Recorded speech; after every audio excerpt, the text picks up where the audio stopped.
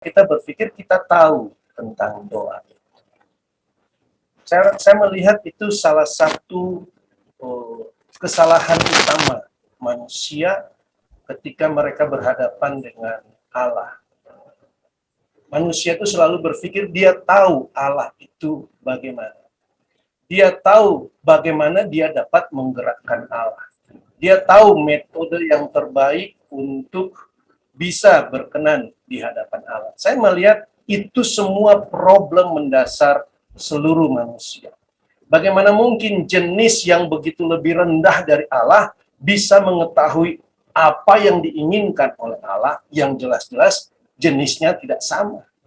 Harusnya semua manusia menyadari hal itu. Namun karena seperti sering saya katakan, manusialah yang menciptakan Allah bagi mereka, maka mereka pikir mereka tahu apa yang Allah mau.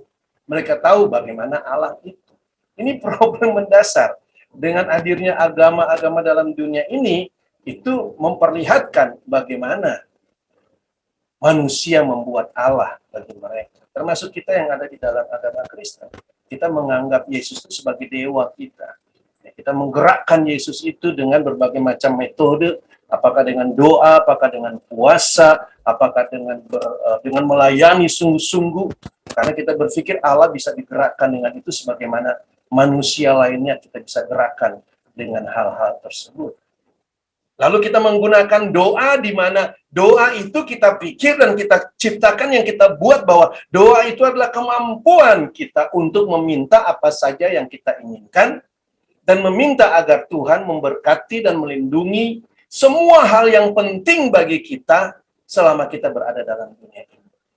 Kitalah yang telah mengembangkan hubungan itu. Kita yang telah mengembangkan imajinasi itu dengan Tuhan itu. Kita yang mengembangkannya. Di mana kita mendefinisikan doa adalah cara kita untuk coba mengendalikan Tuhan. Atau paling tidak membuat Tuhan bisa bekerja atas nama saya, atas kemauan saya. Kalau kita mau melihat di dalam Roma 8 ayatnya yang ke-20, Roh membantu kita dalam kelemahan kita, sebab kita tidak tahu berdoa. Ini bukan karena kita tidak tahu metodologi berdoa. Kita sudah pasti punya pemikiran, saya tahu bagaimana berdoa itu. Saya tahu bagaimana menggerakkan hati Allah. Saya harus memulai dengan puji-pujian. Saya harus meninggikan namanya. Lalu barulah saya sampaikan segala permohonan saya. Itu banyak sekali ajaran-ajaran seperti itu. Tetapi apa yang dikatakan oleh Rasul Paulus di sini dengan jelas, sebab kita tidak tahu bagaimana sebenarnya harus berdoa. Sekali lagi bukan kita tidak tahu metodologinya, bukan kita tidak tahu definisinya. Yang pertama, kita tidak tahu doa itu apa. Kalau kita tidak tahu doa itu apa, bagaimana kita tahu kita berdoa? Dan kenapa kita tidak tahu kita berdoa? Karena selama ini kita tidak pernah berdoa di dalam pribadi Allah itu sendiri. Tidak pernah berdoa menurut pikiran Allah. Tidak pernah berdoa, kalau Yesus katakan tidak berdoa dalam namaku. Kita selama ini berdoa di dalam nama kita sendiri. Maunya kita. Semua yang kita tekankan. Kita perlukan pemahaman doa itu karena kita memang sekarang bukan jenisnya yang lama. Itu yang terpenting.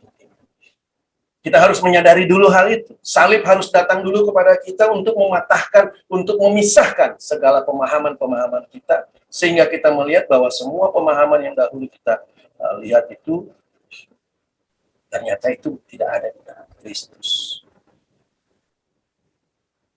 Jadi doa sama seperti hal-hal yang lainnya di dalam Kristus. Itu fondasinya, sekali lagi, harus Kristus. Sumbernya harus Kristus. Itu yang saya katakan tadi. Selama ini kita berdoa atas nama kita. Artinya sumbernya kita. Bukan Kristus. Kita yang menjadi sumber.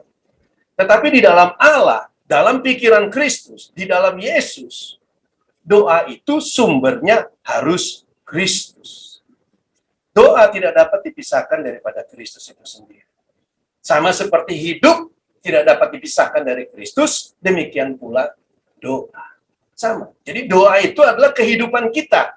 Datang dari pikiran Kristus.